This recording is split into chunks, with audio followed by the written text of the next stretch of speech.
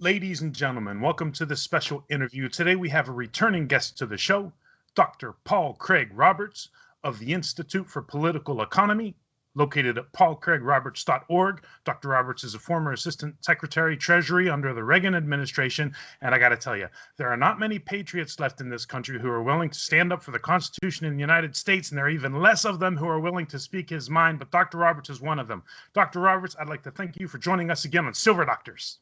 Well, I appreciate the opportunity to be with you. Now, Dr. Roberts, it's interesting because in my time in the Army, in my second deployment, it was a cupcake deployment, and we just went to Kuwait. But we came down on these rapid orders, and we were there in 45 days. And the interesting thing about that deployment was that our commander was black and our first sergeant was black. And now we had our 3 assigned platoons and whatnot. However, before deployment, they let us choose our own platoons. And the natural movement was kind of like for the white person's platoon, the black person's platoon, and then everybody else's platoon. And everybody just sort of naturally got along together. And it was a whole lot of suck for everybody. So everybody was kind of just what they were familiar with. But now it seems like we just have race wars erupting all over the United States. We have George Floyd, who is a convicted felon who most likely died of an overdose, which I want to pick your brain on. And we have riots in the streets. We have statues being burned down. What is going on in the United States right now, Dr. Roberts? Well, I think what's going on is a repudiation of the civilization. Not just of the United States, but of Western civilization as a whole. You see, when they tear down these statues, particularly when, well, first of all, they don't differentiate. If it looks like a white person, it comes down. Even if it's a statue of an abolitionist, an anti-slavery leader. They even pulled down the statue of Ulysses S. Grant. Now, that was the general of the Union armies that Lincoln found to defeat the Confederacy and reincorporate it in the empire. So they're pulling down the statues of writers, of saints, anyone that looks like a white person. So this is basically repudiation. They're challenging the legitimacy of the nation itself as well as its founding principles. And so the whole notion is that it was the European colonization was the original sin, and that we are guilty of that. And we being white people, have to be held accountable. So that's what's going on. It's repudiation.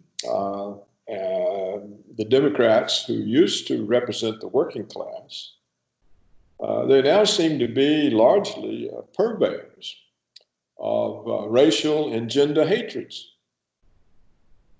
And this has been going on so long that they have taught large segments of the black population to hate white people.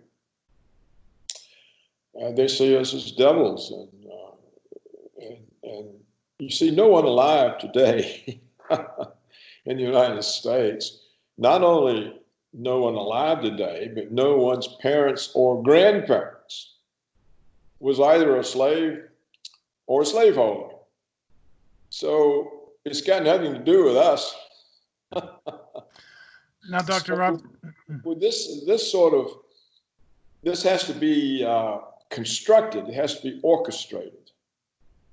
So basically, to answer your question, our country is being murdered. And of course, the media lead the charge. And what are the motivations behind this? What are the real forces behind this? That is an unexplored question. And I find it very interesting because on May 8th, I wrote an article, and the title of the article was, "The mainstream media is setting the stage for random acts of violence, police brutality, hate crimes, or worse." And this was around the time that runner was shot. And then NPR was also talking about like the impunity, the partial impunity, or I can't remember the exact legal term, where the police could somehow get let off of crimes or whatnot. But it just seemed like the mainstream media is trying to spark these racial wars. So it seems like George Floyd was finally the spark. So what are your thoughts about the George Floyd incident, what it has become, and what it is leading into? Okay, well, first of all, I'm going to say there aren't any racial wars. There is racial violence against white property and white statues, regardless of whether it's a statue of a racist or not. Mm-hmm. It's not limited any longer to Confederate generals, none of whom were racist, and most of whom had spent their life in the United States Army and never owned a slave. How do you own a slave when you're an officer of the United States Army fighting in Mexico or fighting the Indians and fighting the Plains Indians in the West? But this false history. So what you really have is not, I don't see racial conflicts between blacks and whites. I see attacks on white property. And also, if you look at it carefully, Antifa is primarily white. They're not blacks, they're few. And if you look at Black Lives Matter, they're primarily whites. It's white people. So you've got white people attacking white property in the name of blacks. Now, to answer your question about George Floyd, what is the cause of his death? Well, this question was investigated by the medical examiner in the county. And the report of the medical examiner is that his blood work shows he was high on 3 drugs, one being fentanyl, which is a very dangerous opioid. And apparently, the dose he had of fentanyl was not merely fatal, it was 3 times the fatal dose. Now, if you go and look at the official information on what this opioid can do, if it's overdosed, you see it stops breathing and it causes heart attacks. Well, that's what the medical examiner found. And of course, the way the report is written, it's all just strung out technical words, this, that, you know. It's not very exciting to read it. And of course, it has to have all kinds of descriptions of Floyd's body, you know, whether his testicles were in place, whether he had any other kinds of illness or problem or bruises or what. And if you read the report, though, it says that there's no injuries to his neck. You don't find any support in the medical report for the claim that he was killed by Officer Chavin with his knee on his neck. And I got to thinking about that. I have some familiarity with martial arts. If you put pressure on the side of your neck, it doesn't stop you breathing. And in fact, I just remember, you know, a blow like this does almost nothing, but a blow like this can kill you. Right. Because it smashes your windpipe and you suffocate. Well, there was no pressure here, the pressure was here. Yeah. Moreover, this is a restraint hold taught to the police by their training. It wasn't something Chauvin decided to do to this guy. It's a way they are trained to hold people. Mm-hmm. Now, why was he doing it? I don't know. No one has really investigated it.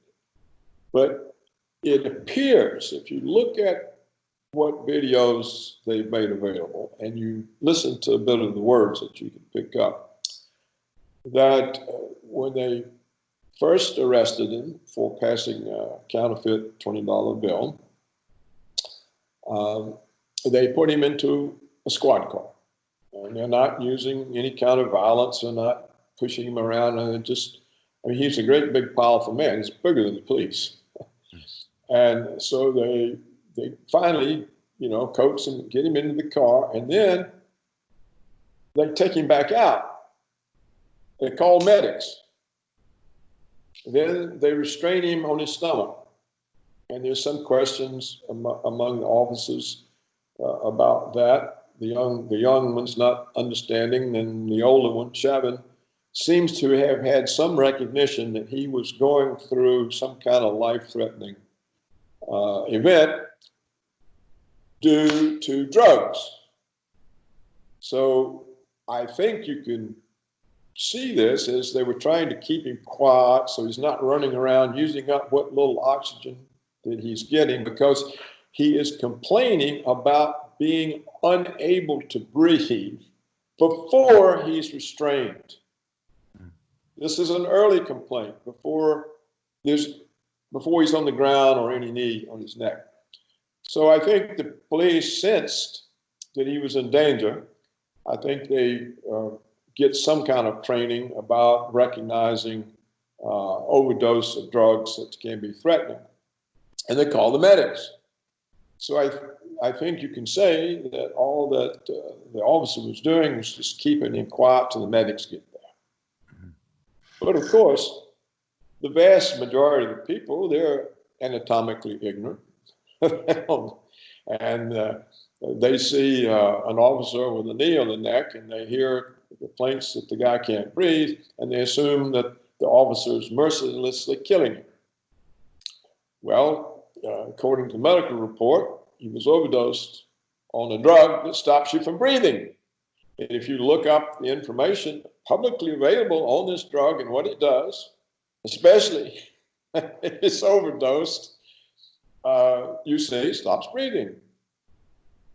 So we may have here a media-created lie that led to violence, looting, a worsening of race relations, toppling of public monuments, a breakdown of law and order, and to the conviction of the officer in the media prior to trial. Now, he can't possibly get a fair trial. How can he get a fair trial? Everyone has seen this picture of him with a knee, and they've heard it explained 1,000 times that he was killed by the policeman who was merciless and didn't respond to his pleas that he couldn't breathe. Well, the reason he couldn't breathe, apparently, was not the knee in the neck, it was the overdose of the drug that was stopping him from breathing. So we've now executed a police officer without trial. Suppose all this is presented to a jury, all the medical evidence, the evidence that he was expressing his inability to breathe before there's a knee on his neck. What's the jury going to do? They won't dare find officer innocent. They'd be shunned by their neighbors. They'd get death threats. There's no telling what would happen. They know that. If I could interrupt you here, Dr. Roberts, a few things. First of all, I would agree with you, because also on the side of the neck, that could, get a person unconscious as you cut the blood flow, right? So as far as like a chokehold goes, so it's not so much the breathing, but the blood. That's one thing that is supporting your case. Additionally, that stomach position is a recovery type of position, right? I know this where from my past experiences running the homeless shelter that, if someone is having a drug overdose or a seizure or something, you put them on their stomach because they're going to be throwing up probably. And thirdly, yes, when it comes to the police issue, then there was the issue in Atlanta where the guy was fleeing from the police, running from them, turned around and pointed the taser at the police, and now they've charged this police officer with, I think it's first-degree murder for the most recent shooting in Atlanta. So I guess just my questions are, is this all leading into even more riots and more civil unrest than we've already seen? And in relation to that, you talk about we're living in the camp of saints. Could you explain what that means and what you see coming to go out of this? Because the race issues are not settling down here. Well, first of all, let me say that what I explained to you is merely a report from my reading of the medical examiner's report. So this is not my position. I didn't do the medical examination. I'm merely reporting what I understand to be in the medical examiner's report. And I did research the drug and looked it up, and it does exactly what happened to Floyd. It does. It kills you exactly the way he died. And so there is substantial evidence that Floyd did not die from the police knee on the neck, but from his overdose of a very dangerous opioid. This thing is considered to be 50 to 100 times more dangerous than heroin. That's in the official public record. It's not my opinion. I don't have any opinions about this. So let's get that clear. This is not my position. This is the position of the medical examiner who examined the situation. Now, there's also claims by CNN, they're false as far as I can tell, of a second independent autopsy that found homicide, that he died of strangulation. Well, I researched this as best as I could, and there's no second independent autopsy. At least if it is, I can't find it.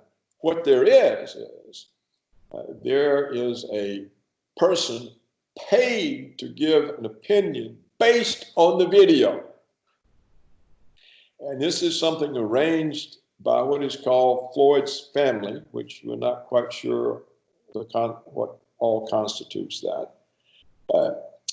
for a civil lawsuit for damages.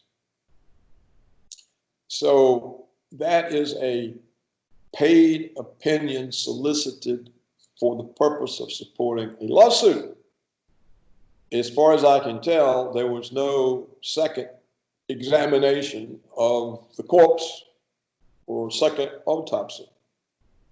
And there's been no overturning of the blood results of the proof of the overdose of a fatal drug.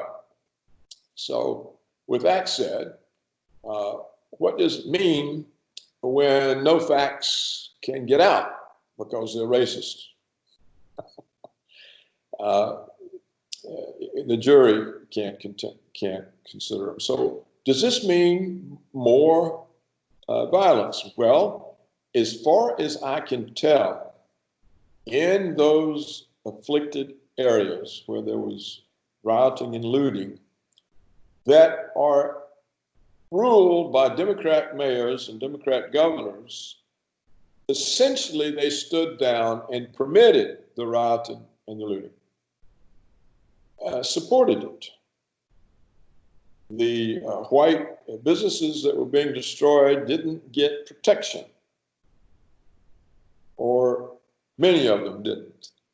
We had the situation in Seattle where people took control of the downtown, the central part, and said they were independent, and it became a place of violence and danger. And the mayor did nothing until they defaced her home. So and we have cases where white people have defended themselves or their property from what appears to be attacks by Black Lives Matter, which I said before seems to be largely white people. But since it's got a black name, the authorities don't come to their protection. So this has to embolden those elements that are bent on trouble. That does not seem to be the vast majority of black people. But there are elements that are using this for revolutionary purposes. And this, of course, is being used by the Democratic Party to it's another way they can try to discredit Donald Trump, on top of Russiagate, Impeachgate, all the rest. The alleged Russian bounties to the Taliban to kill our troops, blah, blah, blah. So there's so many powerful interests behind this interpretation of Floyd's death that I think, yes, there will be more serious events. Just the other day, I think it was July 4th, an armed black militia.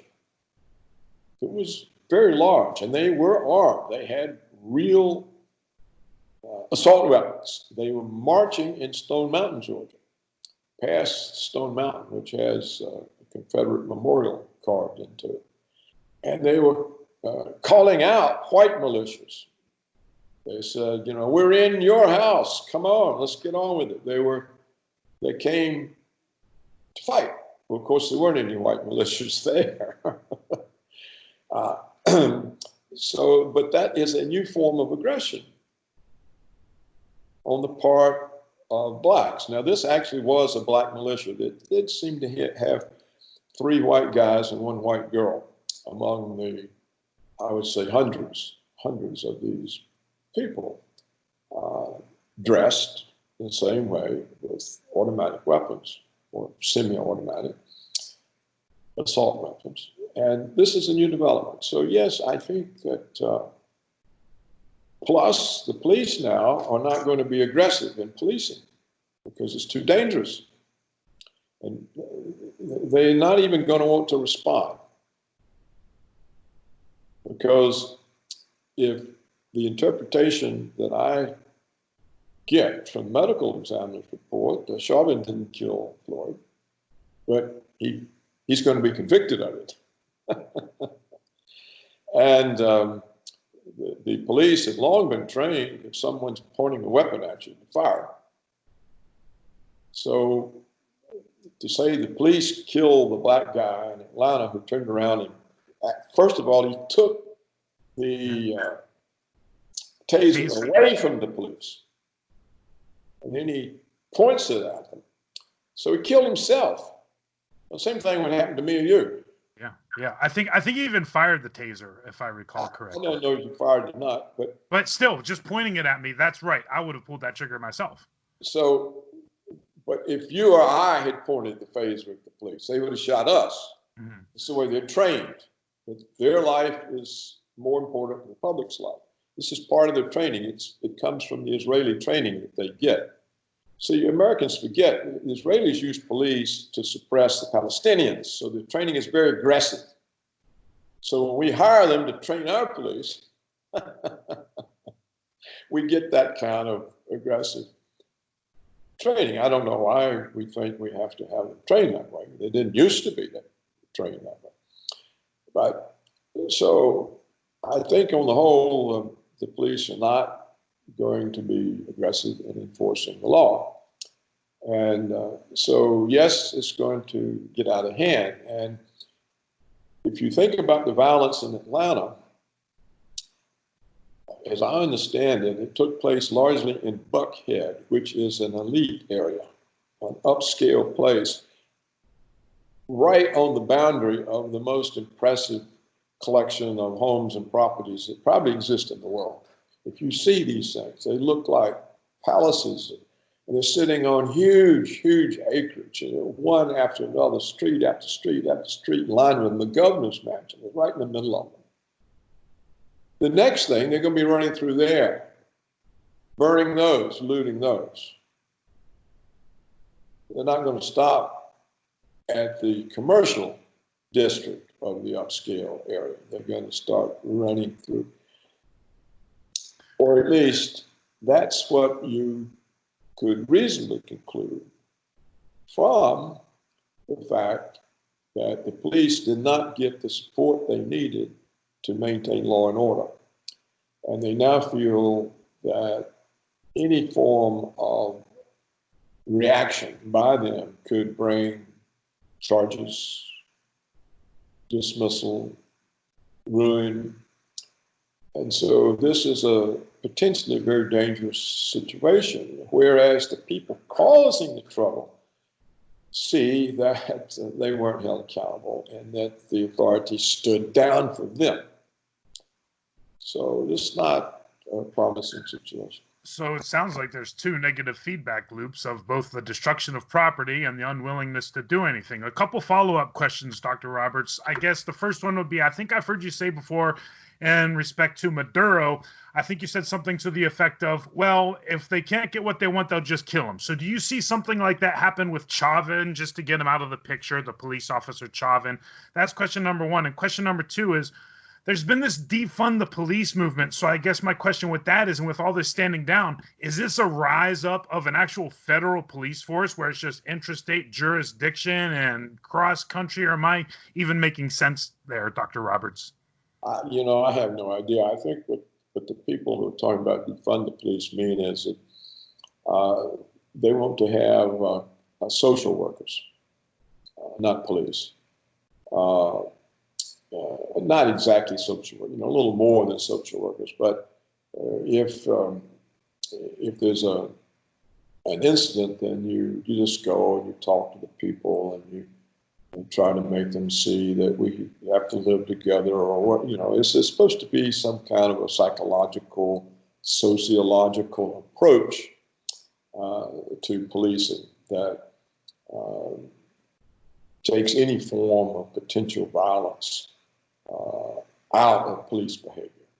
I assume they won't be armed, and that they use goodwill, try to convince people to behave properly.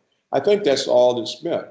It was very interesting to see that the members of the city council that pushed that through, where was that, in Seattle? Minneapolis. Minneapolis, yeah. So they're the ones that pushed it through, but they had they had themselves assigned private security guards at public expense. So they didn't want that kind of policing for them. And I don't think, it won't work. It's let them try it, and disaster will result, and then they'll go back to police, and they'll probably even be more brutal. You see, people say that once the liberal gets mugged, they become more hardline than the conservatives.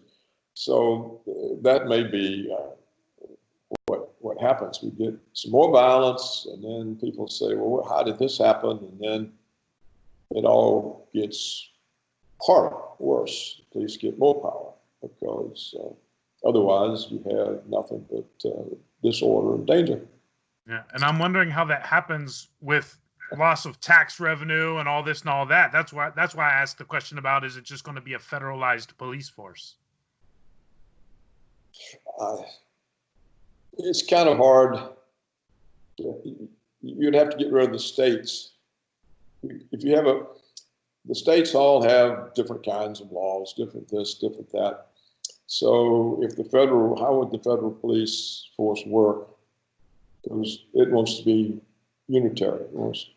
So, the question really is, what do the states do? Is it just a second layer of government that we don't need anymore? Originally we were supposed to be governed by states. There was hardly any central government. Mm-hmm. The central government now has taken essentially the functions of states, and they control everything, even local education. You have to abide by all the federal rules and regulations, so you don't get any money. So I don't know. I can't say what's going to happen, but what I can say for sure, we can wind this down. What I can say for sure is a diverse, multiracial, or multicultural society can't be based on race hatred. But what the white liberals have been doing for decades is teaching blacks to hate white people. And so how can there be multiculturalism? You can't have a diverse society based on hatred. You just can't. And over the course of my lifetime, I've seen this kind of hatred grow. It's being farmed. They put fertilizer on it. When I was young, there wasn't this type of hatred. And Dr. Roberts, last question here. What is on your radar the most right now as we move through summer? Because there are so many things on people's radar. What is the one thing that's right in the center of it?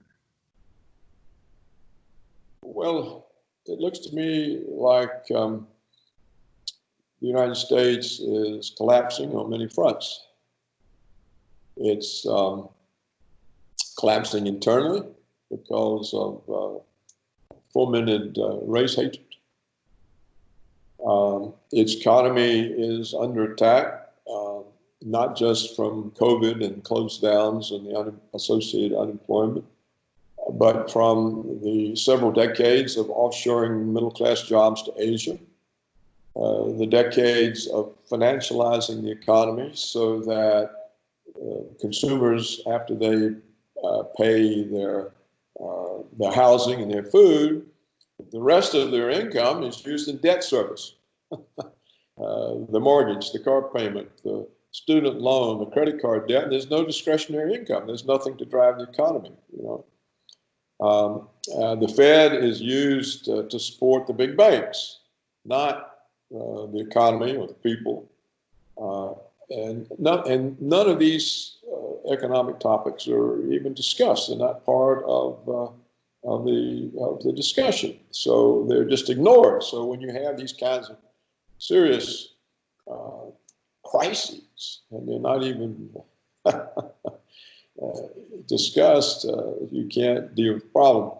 And we have also the aggression of the neocons, the neoconservatives' foreign policy. We spent 20 years destroying and whole apart 7 countries in the Middle East and North Africa. This has created an enormous amount of enemies. It's destroyed our reputation because it's all based on lies, and everybody knows that now. It's created massive immigration all over Western Europe, so that the homogeneity of these countries is collapsing. They're now multiracial, multicultural, full of conflict and violence. And you see the rise of leadership only in the Soviet Union and China. The 2 countries who have leaders, and you see their power, both economic and political, and of course military. And we have these idiot neoconservatives out trying to start wars with them. We can't even maintain law and order in Atlanta, Georgia, or Seattle, or Minneapolis, or any of those other places. We can't even protect public monuments, but we're going to go to war with China. So, the country is collapsing. And if you look at the white population, it seems to have lost its confidence. If you look at how many white people are supporting the attacks on white property, how many political leaders. In fact, it's all of the Democrats, and even Republicans. So we've got a white population under attack, under racial attack, orchestrated racial attack. This lost its confidence. We've got a non-homogeneous military, which has to have these conflicts within it. The feminists, it now has women in the military. Well, what have the feminists done to women's attitude toward men? They poisoned it. What have they done to the blacks' attitude toward whites? It's poisoned. Well, how do you have an army? You got all these people mixed together. That's not an army. It's just a mess. Well, how do you get out of this mess? I don't. And when you get a leader, he's unacceptable to the establishment. They don't want the people to have a leader. I saw that when Jimmy Carter was president. He was not an establishment Democrat. They turned on him. First thing they did, they destroyed his budget chief. Then they went after his chief of staff, right? They got their people in there, and he was emasculated. They tried this with Reagan. And they couldn't do it until the last year or 2. And then they finally got rid of all the Reagan people. They got rid of and they took that over. Well, Trump, he's not an establishment candidate. He was elected by the working class. And he's unacceptable. What have they done for the entirety of his regime but try to get him out, to prevent him from doing anything? He's under constant attack. There's been one fake hoax after Russiagate, Impeachgate, bounties for the Taliban to kill American troops. I mean, it's endless, endless, endless. So a country that belongs to a tiny elite and refuses leadership, it can't solve anything. It can't do anything. So I think the United States is history. That's my opinion. I don't think that it will survive, and it's collapsing, I think, at a very rapid rate. And that I think that the story, this is supposed to be the American century, will be collapsed before mid-century. This is the century of American collapse, or it could be done by 2030. So, especially if we get a trigger finger, the Chinese, the Russians, we simply won't be here. So that's my take on it. There's a complete, not only a lack of leadership, but it's impossible for a leader to get in office. And if he does, by some fluke like Trump did, he won't be permitted to lead. So that's it. I don't think that there's any basis for any optimism about the United States. Well, hopefully we'll be optimistic that we can talk again here in the fall and in the early winter to get an update from you, Dr. Roberts. Dr. Paul Craig Roberts, I'd like to thank you for joining us again on Silver Doctors. Pleased to be with you.